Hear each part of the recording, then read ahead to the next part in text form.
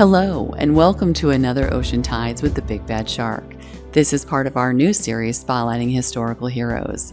This month, we are spotlighting the great Dr. Lucy Hobbs Taylor. According to Wikipedia, Dr. Lucy Hobbs Taylor was born March 14th in 1833 in Constable, New York.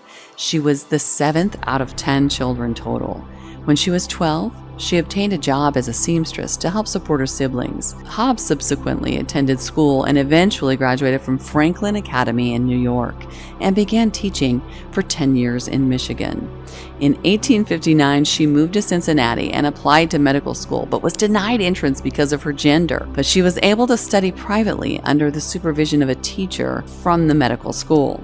Subsequently, Hobbs applied to the Ohio College of Dentistry, and when she was refused admission to dental school, once again for her gender, she began a private program of study with a professor, Jonathan Taft, from the Ohio College of Dental Surgery. Now, Hobbs applied once more to the dentistry program, but was once again rejected for being a woman. As a response, she opened up her own practice, allowing her to practice dentistry without having to obtain a diploma. In 1861, she decided to open her own practice instead of attempting to get into college once again. So after a year, she moved to Iowa and opened a dentistry practice. So this allowed her to be accepted as a dentist without the diploma and become part of the Ohio State Dental Society. As part of this, she was also serving as the group's delegate to the American Dental Association convention. Only 3 years after moving to Iowa, with great coincidence, that same year in 1865, the Ohio College of Dentistry decided to waive the policy prohibiting women from being admitted to the institution. Well, thank God. Finally. Instantly, Taylor enrolled as a senior student. Thanks to her dentistry experience she had accumulated over the years. She graduated in 1866, becoming the first woman in the world to graduate from a dental college and to receive a doctorate in dentistry. After studying dentistry, she started her own practice in Cincinnati in 1861. She soon moved to Bellevue and then McGregor, Iowa. She there spent 3 years. In 1865, she finally gained professional recognition and was allowed to join the Iowa State Dentistry Society and was sent as a delegate to the American Dental Association convention in Chicago. That November, she entered the Ohio College of Dental Surgery as a senior, where on February 21st, 1866,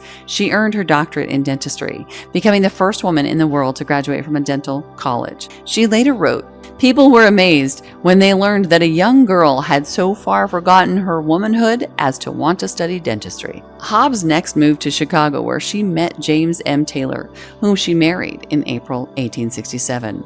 Taylor then convinced her husband to also enter dentistry. The two then moved to Lawrence, Kansas, where they had a large and successful practice until he died in 1886. After her husband's death, she ceased to be an active dentist, but became more active in politics, campaigning for greater women's rights until her own death, October 3rd, 1910. In her time as a dentist, Lucy Hobbs Taylor opened up brand new doors to many women in the future, especially in the medical field. She believed that her journey was complete by making it possible for women to be recognized in the dental profession on equal terms with men. By 1900, almost 1,000 women had followed Lucy Taylor into dentistry, an increase many attribute largely to her accomplishments. In 1983, the American Association of Women Dentists honored Taylor by establishing the Lucy Hobbs Taylor Award, which it now presents annually to the AAWD members in recognition of professional excellence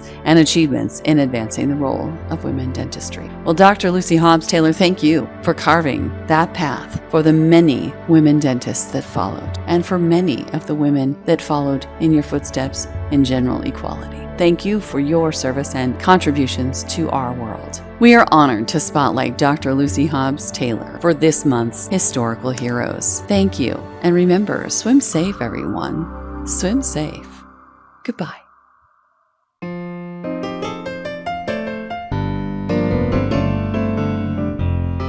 And if you have your very own Wise Women calendar, you can follow along with our monthly spotlight. If you'd like to learn more about Dr. Lucy Hobbs Taylor, check the link below.